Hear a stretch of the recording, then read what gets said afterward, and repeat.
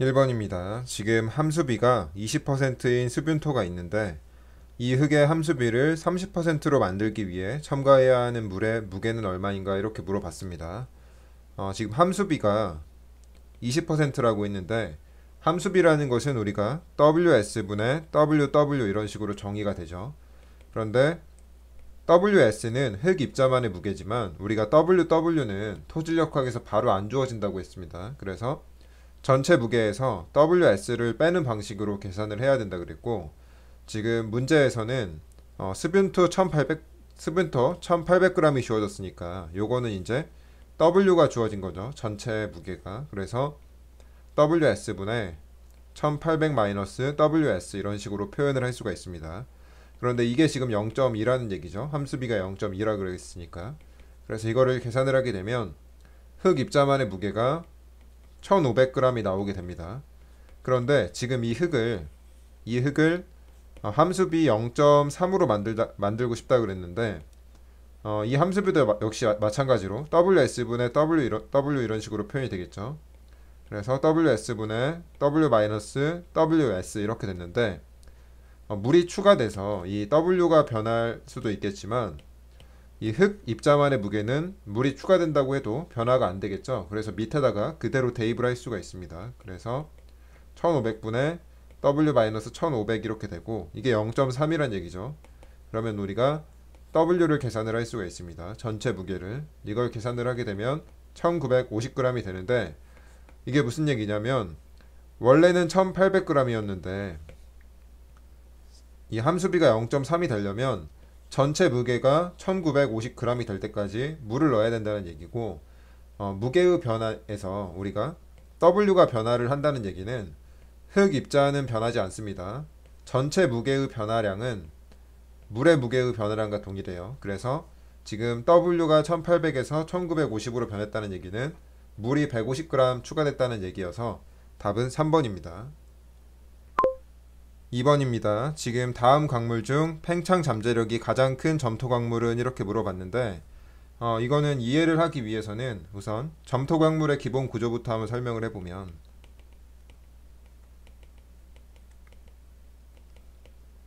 점토 광물의 기본 구조는 일단 실리카 사면체가 있죠. 그래서 이런 식으로 이렇게 있고 그리고 가운데 SI4 플러스가 있다고 했습니다. 그리고 이게 외부에 있는 것들이 산소죠. 그리고 또 알루미늄 팔면체가 있죠. 그래서 이거를 계략적으로 그리게 되면 이런 식으로 그릴 수 있고 그리고 여기에 이제 AL3 플러스가 있습니다. 당연히 밖에 있는 것들은 산소고 그래서 이런 실리카 사면체와 알루미늄 팔면체가 각각 옆으로 결합된 구조를 우리가 규소판이라 그러고 이걸 알루미늄 판이라 그러는데 여기서 이제 몬모닐로나이트라는 것은 이러한 규소판과 알루미늄 판이 2대1로 결합된 구조라고 했습니다. 근데 이러한 결합 과정에서 몬모닐로나이트가 이 AL3 플러스가 이렇게 튕겨 나간다고 했어요. 이게 튕겨 나가고 이 자리에 이제 Mg2 플러스가 들어온다고 했습니다. 잘 보이게 이 자리에 Mg2 플러스가 들어온다고 했는데 이 과정에서 이 기본 구조의 그 형상은 그대로 유지가 된다고 했고 형태가 그대로 유지돼서 이러한 치환을 우리가 동일한 형태로 치환된다 해서 동형치환이라고 했죠. 이런 동형치환이 발생을 하게 되면 지금 AL3 플러스가 Mg2 플러스로 바뀌니까 플러스가 하나 줄게 됩니다. 그래서 이 구조 자체가 전체적으로 마이너스를 띠게 되죠. 그런데 이 마이너스를 띠게 되니까 균형을 맞춰야 되겠죠. 그래서 주변에 있는 물을 이렇게 흡수를 하게 됩니다. 물을. 그래서 몬모닐로나이트는 물을 굉장히 많이 흡수해서 팽창하는 성질이 있다고 했습니다. 따라서 팽창 잠재력이 가장 큰 점토는 2번 몬모닐로나이트입니다. 3번입니다. 지금 두께가 2m고 상대 밀도가 30%인데 이 집안을 다져서 상대 밀도를 70%로 이제 상승을 시키려고 합니다. 그런데 다짐으로 발생하는 치마량을 계산을 하라고 했어요. 우리가 상대 밀도라는 식을 우리가 암기를 해야 된다고 했는데 상대 밀도를 이제 간극비로 표현을 하게 된다면 이렇게 표현을 할 수 있다고 그랬죠. 이렇게. 그런데 지금 최대 간극비랑 최소 간극비가 주어졌으니까 이 식에다 대입을 해보면 0.8 마이너스 0.5가 있고 0.8 마이너스 현재 간극비가 있겠죠. 그래서 이거를 초기 간극비라고 이렇게 표현을 하게 되면 이게 지금 초기에 0.3이라고 했습니다. 여기에. 그래서 이거를 계산을 하면 우리가 초기 간극비를 계산을 할 수가 있는데 이게 0.71이에요. 그런데 지금 이 흙을 상대 밀도를 0.7로 상승을 시키고 싶다고 했습니다. 그러면 똑같겠죠? 공식은 똑같은데 이게 이제 0.7이 돼야 되는 거죠. 근데 이거를 똑같이 대입을 해보면 0.8에 0.7이 됐을 때 간극비를 우리가 계산을 할 수가 있겠죠. 그래서 이거를 계산을 하면 나중 간극비가 0.59가 나옵니다. 그러니까 상대 밀도가 30%일 때는 간극비가 0.71이지만 상대 밀도가 70%라면 간극비가 0.59가 됩니다. 이때 치마량을 계산을 하라고 했는데 우리가 간극비를 이용해서 치마량을 계산하는 공식을 암기를 하고 있죠. 어떻게 된다 그랬냐면 델타 H는 1 플러스 2제로분의 델타 2H 이런 식으로 표현이 된다고 했습니다. 그래서 여기다가 대입을 하게 되면 초기 간극비가 0.71이고 간극비의 변화율은 0.71에서 0.59가 됐죠. 그리고 처음에 두께가 2m라고 했으니까 이거를 계산을 하게 되면 대략 한 14cm가 나옵니다. 그래서 답은 4번입니다. 4번입니다. 아래와 같은 현장에서 점토층 중앙부에서 작용하는 간극수압과 유효응력을 계산을 하라고 했는데 지금 이 점에서 계산을 하는 거죠. 근데 뭐 물이 흐르지 않으니까 지금 정수압을 구하면 되겠죠. 여기서 말하는 간극수압이라는 것은 정수압이니까 감마 W 곱하기 Z 이런 식으로 표현을 할 수가 있겠죠. 물의 단위 중량은 지금 10kN per m 3승이라 그랬고 Z는 지금 4m 더하기 3m 더하기 절반이니까 3m가 되겠죠. 그래서 3개를 다 더하면 10m가 되겠네요. 그래서 수압은 100kN per m 제곱이 되고 그럼 1번 아니면 2번이죠. 그리고 나서 이제 계산을 해야 되는 게 유효응력을 계산을 하라고 했는데 이거는 우리가 물 부분은 고려를 하지 않고 여기에 습윤 단위 중량을 고려를 해서 침수 단위 중량을 고려를 해서 바로 계산을 하면 되겠죠. 그래서 이 부분은 고려를 하지 않습니다. 유효응력 계산을 할 때. 그래서 이 부분에 대해서 계산을 하게 되면 지금 포화 단위 중량이 21kN per m 3승이고 여기다가 물의 단위 중량을 빼고 그리고 총 3m죠. 그리고 밑에 부분은 지금 포화 단위 중량이 20kN per m 3승이고 물의 단위 중량이 10kN per m 3승이고 지금 3m죠. 그래서 이거를 계산을 하게 되면 63kN per m 제곱이 나옵니다. 그래서 답은 1번이고 굳이 이렇게 안 풀고 싶다. 이렇게 바로 계산하는 게 좀 어렵다. 이 부분을 무시하는 것도 싫다. 그러면은 그냥 정석대로 풀 수도 있습니다. 어떻게 푸냐? 원래 정석대로 푼다면 유효응력이라는 것은 전응력에서 수압을 빼서 계산을 할 수가 있죠. 그래서 요거를 우리가 뭐 이왕 계산을 했으니까 이제 이거를 한번 계산을 해보는 거죠. 이 전응력이라는 것은 이 점 위에 있는 물과 흙의 무게를 모두 고려를 해야 되니까 맨 처음에 물의 무게에다가 물의 단위 중량에다가 여기 4m를 곱하고 그리고 이 부분은 감마 세추에이션 곱하기 1 21kN per m 3승이란 얘기죠. 그리고 여기다가 3m를 곱하고 그리고 아래 부분은 요거죠. 감마 세추에이션 2에다가 3m를 이렇게 곱해서 계산한이 전응력에서 100을 빼면 되겠죠. 그래도 결과는 똑같습니다. 그렇지만 이게 조금 더 계산이 기니까 제가 앞에서 설명했던 방법대로 푸는 게 좋고 그래서 답은 1번입니다. 5번입니다. 지금 현장 다짐된 흙을 채취하여 다음과 같은 값을 얻었는데 현장 시료의 포화도를 계산을 하라고 했습니다. 그래서 지금 뭐가 주어졌냐면 흙의 비중이 주어졌고 GS가 2.6으로 주어졌고 물의 단위 중량이 주어졌고 부피가 주어졌고 그리고 습윤 무게가 주어졌습니다. 습윤 무게라는 것은 물을 포함한 무게니까 전체 W 이렇게 표현을 할 수가 있겠죠. 그리고 건조 무게가 주어졌으니까 이건 흙 입자만의 무게입니다. 그래서 1846g 이렇게 됐는데, 우리가 포화도라는 것은 VV분의 VW 이런 식으로 표현을 할 수가 있죠. 그럼 일단 가장 먼저 구해야 되는 게 뭐냐면 VS를 먼저 계산을 해야 됩니다. 왜 VS를 먼저 계산을 해야 되냐면 우리가 VV는 바로 구할 수가 없습니다. 그래서 VV라는 것은 전체 부피에서 흙 입자만의 부피를 빼면 간극의 부피가 나오겠죠. 그래서 일단 이거를 먼저 계산을 해야 돼요. 그래서 VS라는 것은 감마 S분의 WS 이런 식으로 계산을 할 수가 있겠죠. 이런 시간에 설명을 했었고, 감마 S라는 것은 GS 감마 W 이런 식으로 표현을 할 수가 있으니까 이렇게 되겠죠. 그래서 GS는 2.6이 되고 감마 W는 1g/cm 3승이겠죠. 그리고 WS는 1846g이라 그랬으니까 이거를 계산을 해보면 710이 나오게 됩니다.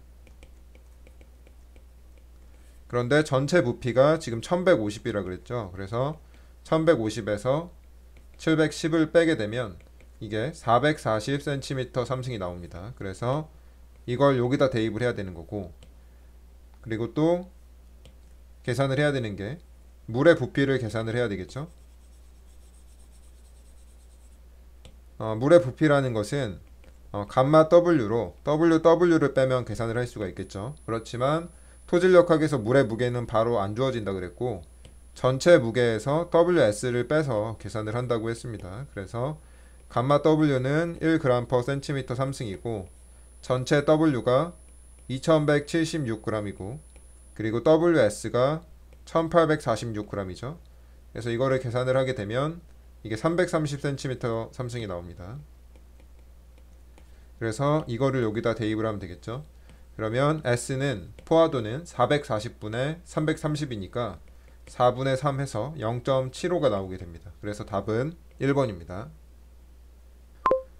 6번입니다. 지금 그림과 같은 옹벽에서 전 주동 토합의 바닥면 기준에서 작용점의 위치를 계산을 하라고 했는데, 우리가 주동 토합이라는 게 원래 일반식은 KA 감마 Z 마이너스 EC 루트 KA 이런 식으로 표현을 하겠죠.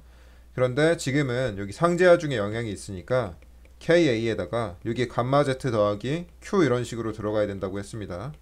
그래서 여기다가 이제 대입을 해보면 KA가 0.25고 감마가 지금 20으로 주어졌죠. 곱하기 Z가 있고 위에 상제하중이 지금 40kN/m 제곱입니다. 그리고 마이너스 EC인데 마이너스 EC 루트 KA인데 C가 0이니까 뒤에 항이 없어지겠죠. 그래서 이것만 남습니다. 그래서 이거를 그려보면 우리가 Z에다가 0을 넣게 되면 0.25 곱하기 40이니까 10이겠죠. 그래서 여기 이만큼 그려지고, Z가 6m일 때는 여기다 6을 넣으면 120 더하기 40 곱하기 0.25니까 40이 나옵니다. 그래서 분포하중이 이런 식으로 그려지겠죠. 그래서 이거를 사각형 등분포하중과 삼각형 등분포하중으로 나누게 되면 우선 이 사각형 등분포하중의 합력은 이거를 P1이라고 하고 이거를 P2라고 하게 되면 사각형 등분포하중의 크기는 여기가 지금 6m니까 10 곱하기 6 해서 60kNm/m가 되겠죠.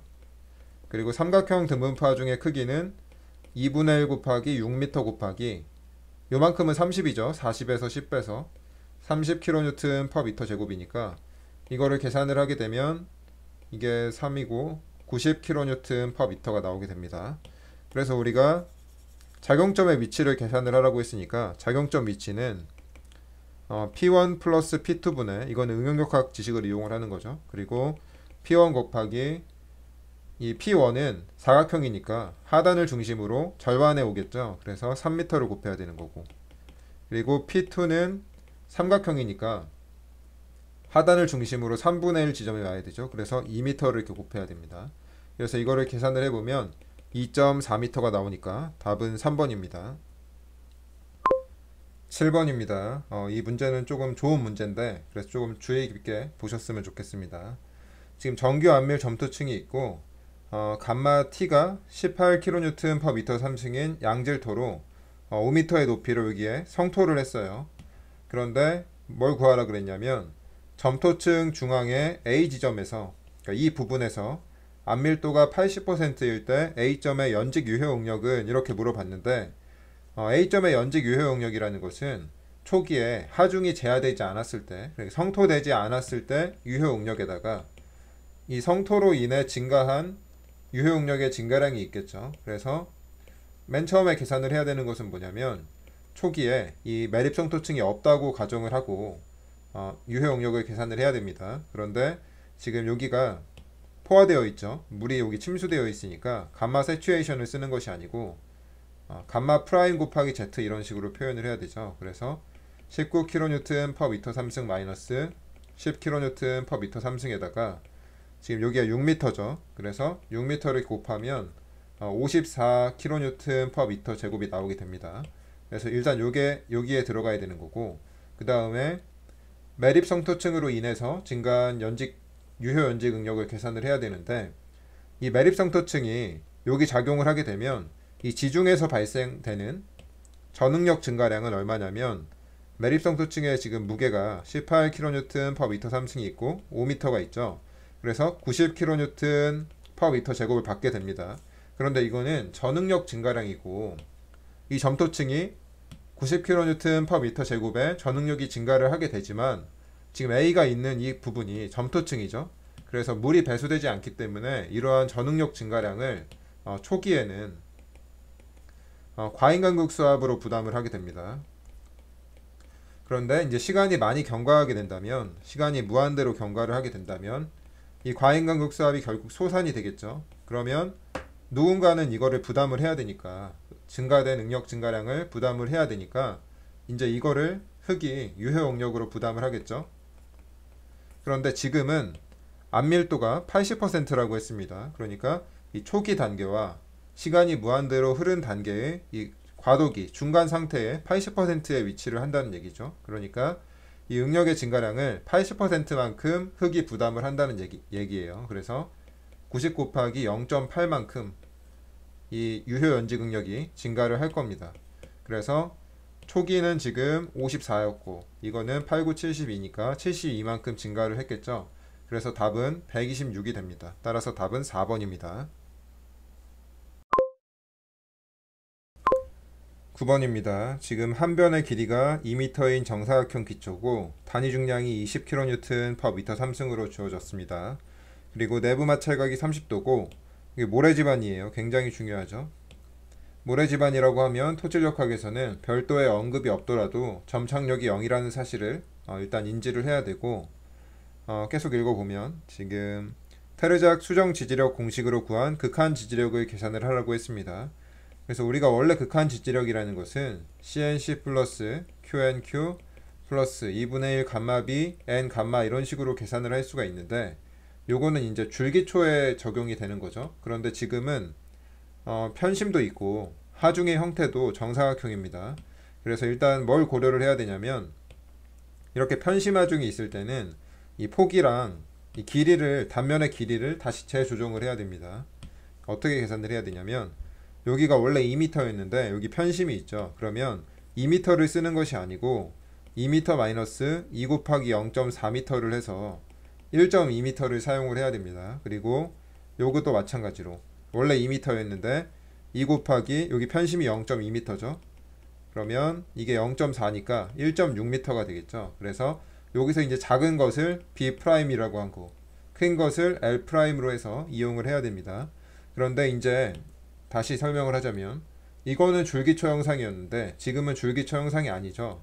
그래서 여기에 우리가 알파랑 베타를 이용해서 수정된 지지력 공식을 이용을 해야 됩니다. 그래서 알파 CNC 플러스 QNQ 플러스 베타 감마 B N 감마를 우리가 이렇게 쓴다 그랬는데, 지금 알파랑 베타를 이렇게 계산을 하라 그랬죠. 그래서 이거를 계산을 해보면 지금 알파는 1 플러스 0.3 곱하기 L분의 B 이렇게 됐는데, 여기에 L이랑 B를 넣는 게 아니고 L'이랑 B'을 넣어야 됩니다.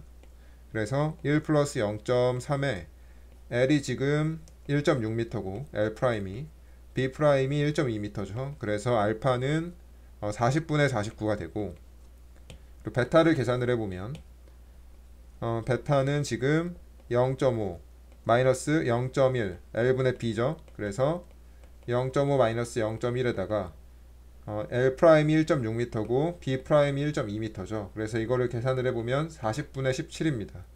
그래서 베타가 40분의 17이고 이걸 대입을 하면 되겠죠. 근데 이제 이거를 주의를 하고 C가 0이라 그랬으니까 C항이 0이고 지금 근입 깊이에 대한 얘기가 없죠. 그래서 원래 Q가 감마 DF인데 DF가 0이라서 이 Q항도 0이 됩니다.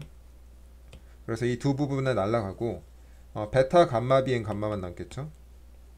베타 감마 B N 감마가 남는데 이 B도 B 프라임을 써야 됩니다. 그래서 지금 베타가 40분의 17이고 감마가 지금 20kN per 미터 3승으로 주어졌죠. 그리고 또 주어진 게 뭐냐면 여기서 B가 지금 1.2m를 써야 된다 그랬고 N 감마는 22라 그랬죠. N 감마가 22죠 지금. NQ고 이건 N 감마가 20이어서 이거를 계산을 해보면 204kN per 미터 제곱이 나오게 됩니다. 따라서 답은 4번입니다.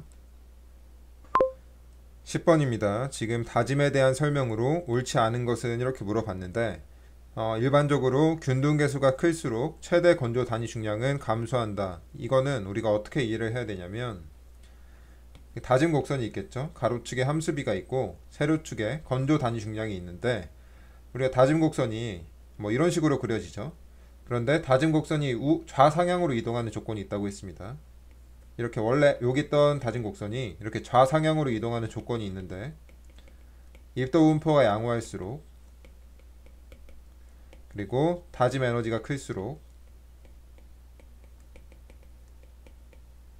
그리고 조립토가 많아질수록이라고 했습니다.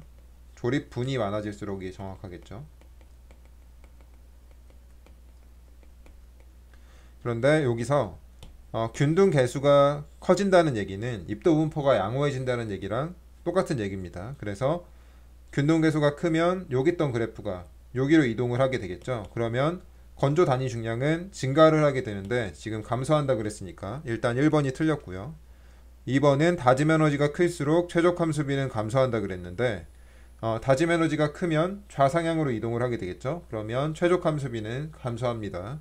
그래서 2번은 맞고 3번은 점성토를 최적 함수비 기준으로 약간 수변촉으로 다졌을 때 투수성이 최소가 된다라고 했는데 이건 우리가 그래프를 암기를 하라고 했습니다. 이쪽을 함수비로 표현을 하게 되고 이쪽을 투수계수로 하면 이런 그래프가 그려진다고 했어요. 그래서 여기가 이제 최적 함수비인데 최소 투수계수는 최적 함수비보다 조금 수변촉으로 다졌을 때 최소가 된다고 했습니다. 그래서 3번도 맞는 얘기고 4번은 구조물의 중요도에 따라서 상대 다짐도 95에서 95%를 기준으로 현장 다짐 시방을 적용한다 이렇게 했는데 요건 이제 무슨 얘기냐면 우리가 다짐 곡선을 그리게 되면 이런 식으로 그려집니다. 그러면 여기에 이제 최적 함수비가 있고 여기에 최대 건조 단위 중량이 있겠죠. 그러면 이제 이러한 조건을 실내 다짐 시험을 통해서 파악을 했습니다. 그래서 현장에다가 우리가 시방을 제공을 하겠죠. 함수비를 요대로 하세요. 요게 뭐 20%다. 그러면 함수비를 20% 하세요라고 이렇게 전달을 할 거예요. 현장에다가. 그래서 현장에서 물을 20%를 우리가 고려를 하면서 물을 살수를 하면서 다짐을 실시를 합니다. 그 다진 후에 건조 단위 중량을 딱 측정을 해요. 그러면 이 건조 단위 중량이 이 감마 D max랑 일치를 하지 않습니다. 뭐 현장에서는 여러 가지 요인의 영향을 받으니까 이렇게 이론적인 상황이랑 달라지겠죠. 그러면은 이 감마 D가 얼추 한 이 감마 D max에서 한 90%에서 95% 이렇게 도달을 하게 되면 대충 이렇게 허용하겠다 이런 얘기입니다. 그래서 4번도 맞는 얘기니까 요런 게 그냥 있구나 하고 넘어가시면 돼요. 여기 퍼센트는 별로 중요하지가 않습니다. 대략 한 90% 정도 되겠구나 이렇게만 파악을 하시면 됩니다. 11번입니다. 지금 이 문제 같은 경우는 직경이 6cm고 길이가 20cm인 원통형 시료에 지금 여기 있죠. 이게 원통형이라 그랬고 투수 시험을 실시를 했는데 침투 속도는 얼마인가 이렇게 물어봤습니다. 우리가 침투 속도라는 것은 유출 속도랑 다르다고 했죠. 침투 속도와 유출 속도의 관계는 간극률의 관계가 있다 그랬고, 이게 이제 유출 속도인데 우리가 계산해야 되는 것은 침투 속도입니다. 그래서 유출 속도는 우리가 달시의 법칙을 이용해서 계산을 할 수가 있다 그랬죠. 그래서 V는 KI 이런 식으로 구할 수 있으니까 우선 가장 먼저 구해야 되는 게 뭐냐면 간극률이 있어야 됩니다. 그래서 간극률을 먼저 보면, 우선 요거는 좀 이따가 설명을 하고, 간극률은 우리가 지금 주어지지가 않았죠. 그래서 간극비를 이용해서 구할 수가 있다고 했습니다. 간극률이라는 것은 1 플러스 2분의 2 이런 식으로 계산을 할 수가 있다 그랬는데, 지금 보면 간극비도 주어지지가 않았습니다. 그래서 간극비를 또 계산을 해야 되는데, 간극비라는 것은 VS분의 VV 이런 식으로 표현을 할 수가 있죠. 그런데 지금 이 흙 시료가 우리가 원통형이라 그랬으니까 전체 V를 구할 수가 있습니다. 잠깐 헷갈릴 수가 있으니까 여기 V랑 다르죠. 여기는 속도고 여기는 지금 부피입니다. 그래서 요거를 좀 표현을 하고자 이렇게 표현을 할게요. 그래서 전체 부피는 우리가 계산을 할 수가 있죠. 지금 직경이 6cm고 길이가 20cm인 원통형이니까 AL 이런 식으로 곱하게 되면 A가 지금 원형 단면이니까 4분의 6의 제곱 파이 cm 제곱이 되고, 지금 길이는 20cm가 되죠. 그래서 이거를 계산을 하면 540이 나옵니다. 그리고 또 계산을 해야 되는 게 흙 입자만의 부피죠. 그런데 흙 입자만의 부피라는 것은 우리가 이런 식으로 표현을 할 수가 있겠죠. 단면적 A에다가 흙 입자만의 부피를 이렇게 표현을 할 수가 있습니다. 그런데 뭐 단면적 A는 원형 단면이니까 구할 수 있고, HS라는 것은 우리가 공식을 암기를 하고 있죠. AGS 감마 W분의 WS 이런 식으로. 그래서 여기서 단면적은 이렇게 날아가고 GS 감마 W분의 WS가 되겠죠. 그런데 GS는 지금 여기서 2.8이라고 주어졌고, 그리고 감마 W는 잠깐 이따가 보고, 지금 흙의 건조 무게가 756g이죠. 그러면 물의 단위 중량은 1g/cm 삼승을 쓰는 게 좋겠죠. g을 맞춰야 되니까. 그래서 이거를 계산을 해보면 270cm 삼승이 나오게 됩니다. 그래서 이제 이 간극비를 계산을 할 수가 있는데, VS는 그대로 들어가면 되죠. 그런데 VV는 우리가 간극의 부피니까 V-VS 이런 식으로 표현을 할 수가 있습니다. 그래서 V가 지금 540이고 VS는 270이니까 540-270 이렇게 되겠죠. 그러면 270분의 270이니까 간극비가 1이 나옵니다. 그래서 요거를 위에다 대입을 하게 되면 1 플러스 1분의 1이니까 간극률이 0.5가 나오겠죠. 일단 여기까지 계산을 하고, 그럼 이건 일단 필요 없고, 그러면 이제 이 값을 여기다 대입을 하면 되겠죠. 그러면 이제 분자만 계산을 하면 됩니다. 유출 속도라는 것은 V는 KI 이런 식으로 표현을 하죠. 우리가 달시의 법칙으로. 그런데 지금 투수 개수는 주어졌고, 동수경사만 표현을 하면 되죠. 동수경사라는 것은 물이 흐른 길이분의 전수도 손실이라고 했습니다. 그런데 지금 여기다 대입을 바로 해보면 투수 개수가 0.2cm/s고 물이 흐른 길이는 20cm죠. 그래서 20cm고, 전수도 손실은 하류 자유수면과 상류 자유수면의 차라고 했습니다. 그래서 이게 바로 전수도 손실이 된다 그랬고, 그래서 여기다가 2cm를 이렇게 대입을 해서 정리를 하게 되면 이게 2cm가 나오겠죠. 여기가 지금 대입을 잘못했죠. 이게 2m죠. 그래서 20cm분의 2m 곱하기 0.2cm/s니까 이거를 정리를 하게 되면 2cm/s가 나오게 됩니다. 그래서 요거를 여기다가 대입을 해야 되겠죠. 그래서 0.5로 2cm/s를 나누게 되면 유출 속도가 나오고, 답은 3번입니다. 12번입니다. 지금 폭이 20m고 널말뚱 밑으로 물이 흐르게 되는데 여기 유선망이 주어졌죠. 그래서 지금 침투 유량이 10.2m 3승 per 미니분 이렇게 나왔는데, 단위가 굉장히 중요합니다. 집안의 투수 개수는 이렇게 물어봤는데, 우리가 침투 유량을 계산을 하는 공식이 있죠. 유선망에서 Q는 뭐 KE ND분의 델타 H NF 이런 식으로 계산을 하게 되는데, 여태까지 이 공식에서 나오는 유량은 단위가 뭐 미터 3승 퍼 시간을 뭐 세크라고 표현을 하게 되면 이런 식의 단위가 표현이 됐습니다. 그래서 우리가 단위 폭에 대해서 표현을 했는데 지금 문제에서 주어진 단위는 10.2 미터 3승 퍼 세크죠. 이게 왜 이렇게 단위가 바뀌었냐면 지금 폭을 우리가 이렇게 단위 폭에 대해서 고려를 하는 게 아니고 지금 20m에 대해서 고려를 한다고 했습니다. 그래서 지금 주어진 값이 뭐냐면 이 10.2 미터 3승 퍼 세크 이 공식에 세크가 아니고 분이죠. 여기가 이 값은 지금 Q가 주어진 게 아니고 QB가 주어진 겁니다. 그래서 이 식을 조금 수정을 해야 되겠죠. 지금 QB가 주어졌는데 K2에 ND에 델타 H NF에다가 B가 곱해진 겁니다. 그래서 지금 이 값이 10.2 미터 3승 퍼 분 이렇게 표현이 된 거고 여기다 바로 대입을 하면 되겠죠. 지금 우리가 모르는 게 이 K2죠. 이게 지금 미지수고 ND는 전수도 손실 칸수죠. 그래서 이거 숫자를 세보면 하나, 둘, 셋, 넷, 다섯, 여섯, 일곱, 여덟 개죠. 그래서 ND에다가 8을 넣고 그리고 이 델타 H는 하류 자유수면과 상류 자유수면의 차라고 했습니다. 전수도 차는. 그래서 여기가 지금 8.5m죠. 그래서 요거를 바로 대입을 합니다. 그럼 여기에 8.5m가 나오고 그리고 NF는 유선 칸수니까 하나, 둘, 세 개가 되겠죠. 그래서 지금 4개죠. 여기서부터 돼야 되니까 하나, 둘, 셋, 4개가 되죠. 그래서 NF가 4개가 되고 폭은 20m라 그랬고 그래서 이게 지금 10.2m 3승 퍼 분 이렇게 나온 거죠.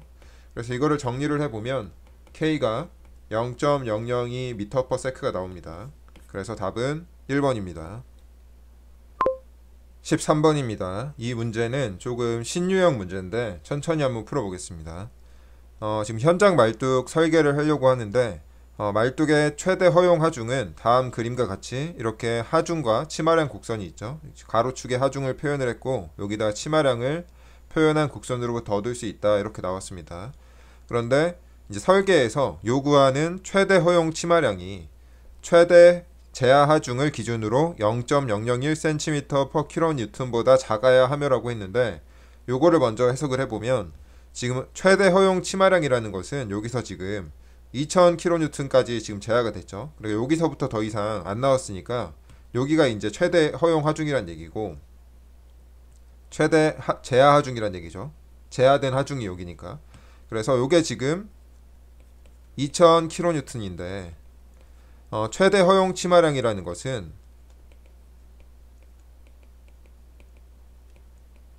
이 2000kN을 기준으로 0.001cm per kN보다 작아야 된다 그랬으니까 2000kN에다가 0.001cm per kN을 곱하면 되겠죠. 그래서 이거를 계산을 해보면 이게 2cm가 나옵니다. 그래서 최대 허용 치마량이 2cm가 되는데 그러면 이 2cm가 발생하는 하중이 얼마냐 이걸 봐야 됩니다. 그래서 이 2cm를 치마량에서 보면 지금 여기 있죠. 그래서 여기를 쭉 따라가 보면 1500kN에서 2cm가 발생을 합니다. 제하 하중 1500kN에서 2cm가 발생을 하게 되죠. 그런데 안전율을 3으로 가정을 했을 때 최대 허용 하중은 얼마인가? 그러니까 최대 허용 치마량을 그러니까 다시 최대 제하 하중을 고려를 했을 때 최대 허용 치마량이 2cm인데 그러면 2cm가 발현되기 위해서는 제하 하중이 1500kN까지가 우리가 제하를 할 수가 있겠죠. 그런데 이 하중에 대해서 안전율을 고려를 하라고 했으니까 이거를 안전율로 나눠야 되겠죠. 근데 안전율이 지금 3이죠. 그래서 답은 500kN이 나오게 됩니다. 그래서 답은 2번입니다. 14번입니다. 다음 괄호 안에 들어갈 말을 순서대로 나열하면 이렇게 물어봤는데 지금 이 문제는 기초와 집안 형태에 따른 이러한 접지압과 치마의 형상에 대한 문제죠. 그래서 이거를 반드시 암기를 해야 된다고 했습니다. 벌써 여러 번 출제됐던 문제고 요거를 암기를 하고 이렇게 옆에다가 이렇게 그리고 시작을 하세요. 그래서 일단 요거는 암기가 됐다는 가정하에서 풀어보겠습니다. 지금 연성 기초에서 접지압의 분포는 기초 바닥 전체에서 일정하고 그러니까 지금 연성 기초니까 여기를 보고 있는 거죠. 그리고 접지압의 분포가 기초 바닥 전체에서 일정하다는 얘기는 지금 이 화살표 하나하나가 크기가 다 똑같죠. 이게 지금 등분포기 때문입니다. 접지압이. 그래서 맞는 얘기고, 그 다음에 보면 어떤 집안에서 치마는 기초 중심부에서 가장 크고, 지금 기초의 치마 형상이 이 아래 곡선인데 가운데에서 큰 게 점토죠. 그래서 첫 번째 칸에는 점토가 나와야 되니까 1번 아니면 2번이고, 그리고 또 어떤 집안에서 치마는 기초 중심부에서 가장 작다 그랬으니까 지금 여기가 가장 작죠. 그래서 두 번째는 사질토가 나와야 됩니다. 그런데 지금 여기 모래니까 이것도 맞는 얘기죠. 그래서 1번 아니면 2번이고, 그 아래 거를 보면 강성기초에서는 이렇게 물어봤으니까 지금 밑에 거를 얘기는 하는 거죠. 그래서 치마는 기초 바닥 전체에 걸쳐 일정하며 이렇게 나왔는데, 강성기초는 기초가 변형이 발생을 할 수가 없죠. 그래서 지금 여기가 이렇게 일정하죠, 치마가. 그래서 맞는 얘기고, 그 다음에 여기를 보면 어떤 집안에서의 접지압 분포는 기초 중심부에서 가장 크고, 가장 큰 게 지금 여기 있죠. 그래서 세 번째 칸에는 사질토가 나와야 됩니다. 근데 여기 지금 모래가 나왔으니까 맞는 얘기고, 일단 답은 1번이겠네요.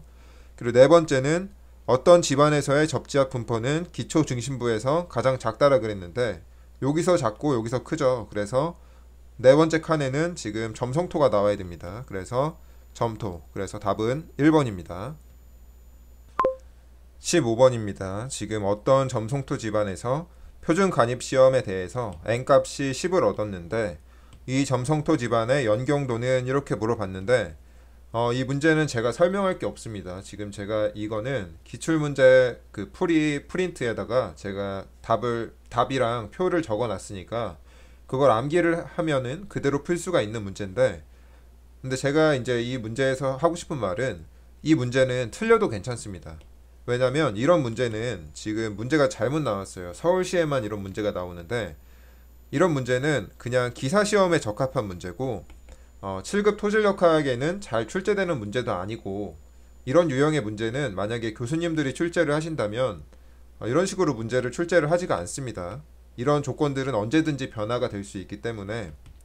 그래서 제가 이제 하고 싶은 말은 이런 문제를 맞추기 위해서 암기량을 늘리는 건 좋지 않다라고 생각을 합니다. 그래서 지금 처음 공부를 하는 학생들이나 아직 개념이 잡히지 않은 학생들, 혹은 80점이 넘지 않은 학생들은 이런 문제를 맞추기 위해서 뭐 표나 수치나 이런 것들을 외우기보다는 일단 이런 문제들은 넘어간다, 제낀다, 이런 식으로 생각을 하고 수험을 하시다가 나중에 이제 자기가 80점을 넘어가고 완벽하게 개념이 잡히게 된다면 그때 가서 이제 마지막으로 표 값들을 암기를 하는 게 좋은 방법이라고 생각을 합니다. 그래서 이 문제는 제가 별도로 설명할 건 없고, 이런 문제 때문에 스트레스를 받지 말라고 제가 이제 신신당부를 하는 거니까 일단 다른 부분을 먼저 학습을 하세요. 이런 문제는 뭐 중요한 게 아닙니다. 아시겠죠? 일단은 답은 이게 경고겠죠. 3번 10이니까 이렇게 끝나는 문제입니다. 16번입니다. 지금 이 문제는 좀 수학적인 풀이가 필요를 해서 좋은 문제는 아닌데 한번 풀어보겠습니다. 지금 문제를 보면 도로 시공을 위하여 다음 그림과 같이 포화된 정규 안밀 상부에, 그러니까 지금 이게 정규 안밀 점토란 얘기고, 이거는 굉장히 중요하죠. 그리고 나서 성토를 하게 되는데, 지금 이게 성토재입니다. 그리고 점토층과 성토층의 물성치가 그림에 다 주어져 있고, 시공 시에 점토층에서 허용되는 최대 치마량이 0.25cm, 0.25m라고 했습니다. 그러니까 이 집안에서 안밀 치마량이 0.25m까지 허용이 된다는 얘기고, 이때 상부 성토재의 최대 성토권은 얼마인가, 여기가 지금 미지수네요. 그리고 뒤에 뭐 이렇게 주어졌는데, 우선 가장 먼저 계산을 해야 되는 게, 우리가 정규 안밀 점토라 그랬으니까 치마량을 이렇게 표현을 할 수가 있죠. 1 플러스 2제곱분의 압축지수에 대해서만 표현이 되겠죠. 기울기가 압축지수를 갖게 되니까. 요거는 이론 강의를 다시 한번 확인을 해보시고, h 로그 시그마 제로 프라임 시그마 1 프라임 이런 식으로 표현이 될 겁니다. 그래서 시그마 제로 프라임 먼저 계산을 해야 되겠죠. 시그마 제로 프라임이라는 것은 초기 유효력을 의미를 하게 되고, 맨 처음에는 요게 없다고 생각을 하고 계산을 하는 거겠죠. 그래서 지금 대표점이 가운데죠. 그래서 요게 1m니까 우리가 감마 프라임 곱하기 z 이런 식으로 표현을 해야 되는데, 지금 감마 세츄에이션이 17.5라 그랬으니까 17.5 마이너스 10 kN per m 3승에다가 Z가 1m죠. 그래서 이거를 계산을 하게 되면 7.5 kN per 미터 제곱이 나오겠네요. 그래서 이 값을 여기다 대입을 하고 그 다음에 계산을 해야 되는 게 뭐냐면 나중 유효용력인데, 나중 유효용력이라는 것은 처음 유효용력에다가 유효용력의 증가량 이렇게 표현을 하면 되겠죠. 그런데 여기서 유효용력의 증가량이라는 것은 지금 뭐 문제가 완전하게 다 주어지진 않았는데 여기 상부 성토제가 넓게 분포를 하고 있죠. 그래서 이거를 지금 무한 등분포 하중으로 우리가 가정을 할 수가 있습니다. 그래서 무한 등분포 하중이 상부 집안에 가해지면 지중에서 발생되는 능력은 무한 등분포 하중의 크기랑 같다고 했죠. 그래서 지금 이게 무슨 얘기냐면 지중 응력의 증가가, 다시 처음부터 설명을 해보면 지중 응력의 증가는 무한 등분포 하중이니까 무한 등분포 하중의 크기랑 같습니다. 그런데 이거를 계산을 해보면 우리가 감마 t 곱하기 z 이런 식으로 표현을 할 수가 있겠죠. 이거 q가 그러니까 이렇게 있다는 얘기죠.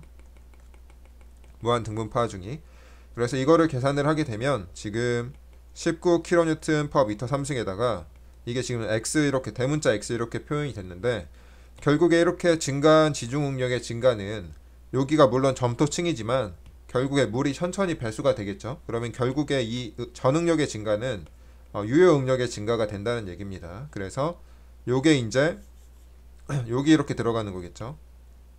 그래서 이거를 정리를 해보면 지금 치마량이라는 것이 1 플러스 초기 간극비가 1이라고 주어졌고, 압축 지수가 지금 여기 0.5죠. 여기 0.5를 대입하고 점토층의 두께가 총 2m고, 그리고 로그 초기 유효용력이 7.5고, 그리고 7.5 더하기 여기다가 19x 이런 식으로 들어가는 겁니다. 그런데 이 치마량이라는 것이 0.25m까지 제한이 된다고 했어요. 그런데 제가 이 문제가 왜 좋지 않다라고 했냐면 여기서 이제 로그에 대한 이해가 필요합니다. 여기 보면 마지막에 10의 마이너스 0.5승이 3이다. 이게 왜 주어졌냐면 지금 요걸 풀려면 있어야 됩니다. 지금 이걸 어떻게 풀어야 되냐면 우선 이거를 정리를 합니다. 어떻게 정리를 하냐면 이쪽에 로그를 남기고, 그러면 7.5분의 7.5 플러스 19x 이런 식으로 나오고, 여기가 지금 0.25인데 지금 이거를 다 넘겨서 정리를 하게 되면 이게 몇이 나오냐면 2분의 1이니까 양변에 2 곱해서 0.5가 나오겠네요. 그래서 이거를 어떻게 푸냐면 이거를 10의 지수로 올립니다. 이게 무슨 얘기냐면 10이 있고 이거를 로그 7.5분의 7.5 플러스 19x 그리고 10의 0.5승 이렇게 올릴 수가 있어요. 이거는 수학적인 방법이기 때문에 이런 문제가 출제되면 안 된다고 생각을 하는데 서울시는 가끔 이런 문제가 출제가 됩니다. 그래서 이거를 10의 지수로 이렇게 올립니다. 이 양변을. 그러면 이게 어떻게 정리가 되냐면 이게 10의 지수니까 이게 바로 그냥 이게 밑으로 내려옵니다. 이렇게 날아가서, 이건 수학인데 이런 문제가 나오면 안 되겠죠. 이게 10의 0.5인데 그래서 이제 이게 주어진 거예요. 여기다가 넣으라고. 그럼 이게 여기 3이 들어가겠죠. 그래서 이거를 정리를 하게 되면 x가 0.79m 이렇게 나오게 됩니다. 그래서 뭐 대략 0.8이니까 답은 2번입니다. 17번입니다. 지금 2m 곱하기 3m의 장방향 기초가 있는데 대충 이렇게 그려보면 여기가 2m고 여기가 3m고 지금 여기에 지금 등분포 하중이 이렇게 오고 있죠. 그래서 Q가 50 kN per 미터 제곱이고 지표면 아래 2m에서 수직 응력의 증가를 계산을 해야 되는데 2대1법을 이용해서 계산을 하라고 했습니다. 그런데 우리가 2대1법이라는 것은 밑으로 Z를 내려가면 옆으로 이렇게 2분의 Z만큼 응력의 폭이 넓어진다라고 우리가 해석을 하는 거죠. 그런데 이렇게 좌우로 넓어지게 되니까 깊이 Z에서는 원래 폭에서 Z만큼 폭이 늘어나게 됩니다. 그러니까 이게 무슨 얘기냐, 원래 폭이 B였으면 Z 깊이에서는 B 플러스 Z가 되는 거고, L은 지금 이거를 B라고 하고 이걸 L이라고 하면 L도 이렇게 늘어나겠죠, 좌우로. 그래서 L도 Z만큼 늘어나게 됩니다. 그래서 이거를 우리가 뭐 공식으로 암기를 하고 있죠. 너무 쉬운 문제니까 어떤 식으로 표현을 하게 되냐면, 위에서 준 하중은 지금 이 영역에 대해서 Q라는 등분포 하중이 B 곱하기 L의 영역에 주게 됐는데, 이거를 이 Z 지점에서 Z 영역에서는 더 넓게 분배를 하게 되죠. 분포를. 그래서 B 플러스 Z, L 플러스 Z 영역에서 부담을 한다고 했습니다. 그래서 이거를 우리가 하나의 공식처럼 암기를 하고 있는데, 여기다 바로 대입을 하게 되면 지금 폭이 2m니까 50kN per 미터 제곱에다가 폭이 2m 곱하기 3m 이런 식으로 들어가게 되죠. 그리고 폭이 2m 플러스 Z가 지금 2m라 그랬죠. 그리고 여기다가 3m 플러스 2m. 그래서 이거를 계산을 하게 되면 15kN per 미터 제곱이 나오게 됩니다. 그래서 답은 1번입니다. 18번입니다. 지금 옹벽에 두 종류의 흙으로 뒤채움이 되어 있는데, 옹벽에 작용하는 주동투합은 대략 얼마인가 이렇게 물어봤습니다. 그런데 이렇게 두 종류로 나눠져 있으면 제가 두 가지로 나눠서 해석을 하라 그랬죠. 그래서 여기를 Z1이라고 표현을 하게 되고, 여기를 Z2로 표현을 하라고 했습니다. 그래서 윗부분에 대해서 먼저 한번 해석을 해보면, 일단 주동투합 계수를 계산을 해야 되겠죠. 그래서 1 플러스 사인 파이 분의 1 마이너스 사인 파이 이런 식으로 표현을 하게 되고, 지금 위층의 파이가 30도죠. 아래층도 30도네요. 그래서 요거를 뭐 한 번에 계산을 하면 이 KA1이랑 KA2가 결국에 같겠죠. 그래서 파이에다가 30도를 넣게 되면 3분의 1이 나오겠네요. 그래서 일단 이 주동투합 계수를 먼저 계산을 했고, 그 다음에 우리가 위층에 대해서 주동투합을 표현을 해보면, 지금 Z1이라는 것은 0에서 2m까지죠. 그래서 이거를 표현을 하게 되면 KA1 감마 Z 마이너스 2C 루트 KA1 이런 식으로 나오겠죠. 이건 우리가 암기를 해야 된다고 했습니다. 그런데 여기서 이제 중요한 게 뭐냐면, 문제가 지금 완벽하지가 않습니다. 문제가 지금 뭐 사질토라는 언급도 없고, 뭐 여기 보면 사질토라는 언급도 없고, 점착력에 대한 언급도 없습니다. 그래서 지금 뭐 문제가 완벽하지 않은데, 이럴 경우에는 그냥 C가 0이구나, 점착력이 0이구나 이런 식으로 받아들여야 됩니다. 어쩔 수가 없어요, 이건. 그래서 여기다 대입을 해보면 KA1이 3분의 1이고 감마가 위에 감마겠죠. 그래서 15kN per 미터 3층이고 여기 Z1이 들어가는 거고, 뒷부분은 C가 0이니까 없습니다. 그래서 일단 시그마 A1이 정확하겠죠. 시그마 A1이 일단 이런 식이 나왔고, 그 다음에 이제 고려를 해야 되는 게 이 Z2층에 대해서 고려를 해보면, Z2라는 건 0에서 4m까지죠. 그래서 이거를 표현을 해보면 이거는 제가 어떻게 표현을 하라 그랬냐면, KA2 시그마 V인데, 시그마 V에 우리가 위에 흙에 무게가 상제하중으로 이렇게 들어가야 된다 그랬습니다. 그래서 이거를 표현을 해보면 밑에 거는 감마 2Z 플러스 여기 이제 Q가 들어가는 거죠. 그리고 여기도 마이너스 2C 루트 KA2 이런 식으로 들어가는 거고, 여기서 이제 KA2는 3분의 1이라 그랬죠. 3분의 1을 넣고, 감마 2는 지금 20이고 20Z고, 여기 상제하중은 위에 흙의 무게니까 15 곱하기 2m가 되겠죠. 그래서 30이 됩니다. Q는 감마 1 곱하기 H1이니까 이거를 계산을 하게 되면 30kN per 미터 제곱이 나오겠죠. 그래서 단위는 좀 생략을 하고 여기다 30을 이렇게 쓰고, 뒷부분은 또 C가 0이니까 여기서 끝나게 되겠죠. 그래서 이렇게 하나가 나옵니다. 그래서 요거를 그려보면 우리가 이런 식으로 그릴 수가 있는데, 0에서 2m까지 일단 Z1을 그려보면 여기다가 지금 대입을 하는 겁니다. 여기다가 Z1은 0일 때는 0이죠. 그리고 Z2가 이게 지금 2m를 대입을 해보면 여기가 10이 나오겠죠. 여기다 2를 넣으면 10이니까 지금 여기가 10이란 얘기죠. 깔끔하게 그려보면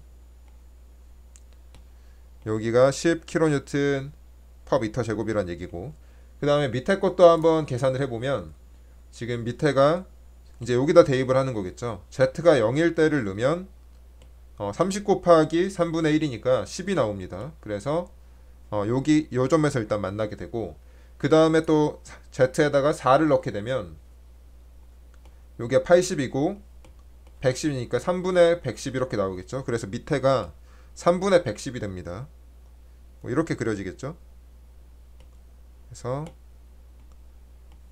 이렇게 그려지는데 여기가 3분의 110이 되고, 이거 잠깐 지우고 이제, 그래서 여기가 2m, 여기가 4m가 됩니다.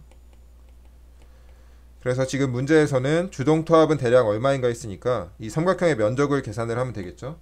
그래서 일단 위에 것부터 계산을 해보면 지금 이 부분은 2분의 10 곱하기 2가 되겠죠. 그리고 밑에 거는 사다리꼴이니까 2분의 10 더하기 3분의 110, 여기다가 높이 4m를 곱하면 되겠죠.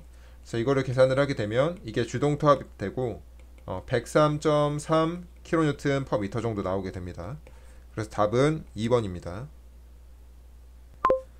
19번입니다. 지금 점착력을 무시할 수 있는 시료에 대하여, 그러니까 C가 0이라는 얘기겠죠. 그래서 직접 전단 시험을 실시를 했는데 파괴 시에 수직 응력이 100kPa이고 전단 응력이 57.7kPa이라고 했습니다. 그런데 이걸 잘 이해를 해야 되는 게, 파괴 시 전단 응력이 57.7이라는 얘기는 지금 이 57.7이 전단 강도라는 얘기를 의미를 하는 겁니다. 그래서 지금 전단 강도가 뭐 시그마 탄젠트 파이 플러스 C, 원래 이런 식으로 표현이 되겠죠. 그런데 지금 이 문제에서는 점착력을 무시한다 그랬으니까 C항은 날아가게 되고, 전단 응력이 57.7이라는 얘기가 전단 강도라 그랬고, 이게 57.7이라는 얘기죠. 근데 이때 수직 응력이 100이라 그랬고 탄젠트 파이 이런 식으로 나올 겁니다. 그래서 탄젠트 파이는 100분의 57.7이니까 0.577 이렇게 나오는데, 지금 문제에서 탄젠트 파이가 0.577인데 이게 지금 이렇게 주어졌죠. 그러니까 이것을 이용을 해가지고 우리가 이 흙의 내부 마찰각이 30도라는 것을 알 수가 있습니다. 그런데 지금 이 시험이 직접 전단 시험이죠.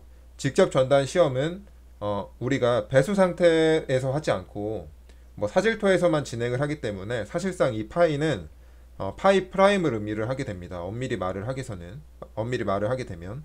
그래서 일단 이러한 개념을 일단 알고 계셔야 되고, 그 다음에 이제 뭘 했냐면 동일한 시료에 대해서 삼축 압축 시험을 실시를 했는데 직접 전단 시험과 동일한 마찰각을 얻었다고 했습니다. 그래서 파이 프라임이 30도가 얻어졌다는 얘기겠죠. 그런데 이 삼축 압축 시험에서 파괴 시 최소 주응력이 100kPa이라고 했는데 이 문제는 조금 문제가 있습니다. 이렇게 지금 주어졌으면 안 되고, 우리가 직접 전단 시험에서 얻은 내부 마찰각이 파이 프라임, 유효 응력에 대한 내부 마찰각 파이 프라임 30도이기 때문에 이렇게 문제를 내고 싶었으면 삼축 압축 시험이라고 하지 않고 우리가 직접 언급을 했어야 돼요. CD 시험이다, 안밀 비배수 시험이다라고 언급을 해줬어야 됩니다. 그래야만 우리가 파이 프라임을 쓸 수가 있어요. 만약에 CU 시험이라든지 CU 시험이었다면 뭐 파이일 수도 있겠죠. 배수가 진행됐는지 진행되지 않았는지, 그러니까 유효 응력에 대해서 고려를 하는지 전응력에 고려를 하는지에 따라서 파이일 수도 있기 때문에 지금 이 최소 주응력이라는 게 시그마 3인지 시그마 3 프라임인지 알 수가 없죠. 삼축 압축 시험이란 얘기만 나왔으니까. 그래서 이 문제는 이렇게 나왔으면 안 됩니다. 사실상 지금 완벽하지가 않은데 어쩔 수 없어요. 파이 프라임이 주어졌으니까 얘는 그냥 시그마 3 프라임을 준 거구나, 이렇게 그냥 이해를 할 수밖에 없습니다. 문제가 완벽하지 않기 때문에. 그래서 어떻게 풀어야 되느냐, 동일한 시료에 대해서 삼축 압축 시험을 했으니까 마찬가지로 C는 0이고 우리가 공식을 암기를 하고 있죠. 사인 파이 프라임은 2분의 시그마 1 프라임 플러스 시그마 3 프라임 플러스 C 코탄젠트 파이 프라임 분의 2분의 시그마 1 프라임 마이너스 시그마 3 프라임, 이렇게 암기를 하고 있는데 점착력은 0이라 그랬고, 이거를 정리를 하게 되면 시그마 1 프라임 플러스 시그마 3 프라임 분의 시그마 1 프라임 마이너스 시그마 3 프라임 이렇게 되겠죠. 그래서 이거를 잠깐 지우면 문제가 이렇게 항상 완벽하게 나오는 건 아닙니다. 그래서 지금 이게 파이가 30이라 그랬으니까 사인 30도는 시그마 1이 지금 미지수죠. 그래서 시그마 1 프라임이 있고 시그마 3 프라임이 지금 100이란 얘기고, 그래서 이게 2분의 1이죠. 그래서 이거를 정리를 하게 되면 시그마 1 프라임이 300kPa이 나오게 됩니다. 그래서 답은 3번입니다. 20번입니다. 지금 현장에서 채취한 흑시료의 교란된 정도를 알기 위해서 시료 채취에 사용한 원통형 튜브에서 외경이 이렇게 주어졌고 그리고 내경이 이렇게 주어졌습니다. 그래서 면적비와 시료의 교란 정도를 계산을 하라고 했는데 이게 이제 무슨 얘기냐면 우리가 집안이 있는데 집안에 이렇게 흙이 있겠죠. 그래서 집안에서 시료를 채취할 때 여기다가 우리가 이런 원통을 이렇게 삽입을 하게 됩니다. 원통을 이렇게 삽입을 하게 되는데 요거를 좀 크게 그리면 이런 식으로 있겠죠. 그래서 이거를 우리가 뭐 시료 채취기 이런 식으로 표현을 하게 되는데 이렇게 삽입을 하게 되면 이제 여기에 흙이 이렇게 있겠죠. 그래서 우리가 면적비라는 얘기를 합니다. 면적비라는 개념은 어떻게 표현을 하게 되냐면 면적비는 시료의 직경, 그러니까 시료의 면적이 있고 그리고 샘플러 면적이 있습니다. 이게 의미하는 게 뭐냐면 시료의 면적이라는 것은 이 면적을 의미를 합니다. 그리고 샘플러의 면적이라는 것은 이 두께의 면적을 의미를 합니다. 그래서 우리가 이거를 어떻게 표현을 하게 되냐면 면적비라는 것은 지금 초록색 면적 같은 경우는 4분의 di 제곱 이런 식으로 되겠죠. 내부에 직경이 있다라고 치면 내부 직경이 있고 외부 직경이 있겠죠. 외경이 있고 내경이 있겠죠. 그래서 시료의 직경은 이 내부 직경을 이용을 해서 표현을 할 수가 있고 샘플러는 우리가 가운데가 뚫려 있는 원형 강관 모형이니까 우리가 이런 식으로 표현을 할 수가 있겠죠. 외경에서 이렇게 내경의 제곱을 빼서 이런 식으로 표현을 할 수가 있습니다. 그래서 요거를 정리를 하게 되면 4 날리고 파이 날리니까 di 제곱분의 이런 식으로 표현을 할 수가 있겠죠. 그런데 내경이 지금 4.6이니까 4.6의 제곱이고 외경은 5의 제곱 마이너스 4.6의 제곱 이런 식으로 표현을 할 수가 있습니다. 그래서 이거를 계산을 하면 0.181 이렇게 나오는데 이게 이제 우리가 계산한 것은 면적비인 거고 그래서 일단 3번 아니면 4번이죠. 그런데 교란과 비교란을 어떻게 판정을 하느냐, 이 면적비를 기준으로 10%를 넘게 되면 교란이라고 하고 10%가 넘지 않으면 우리가 불교란이라고 판정을 합니다. 그거는 이제 토질역학에서 그렇게 하는 거니까 요건 암기를 해야 되는 거고, 그래서 요거는 0.181이니까 교란이 되었겠죠. 그래서 답은 4번입니다.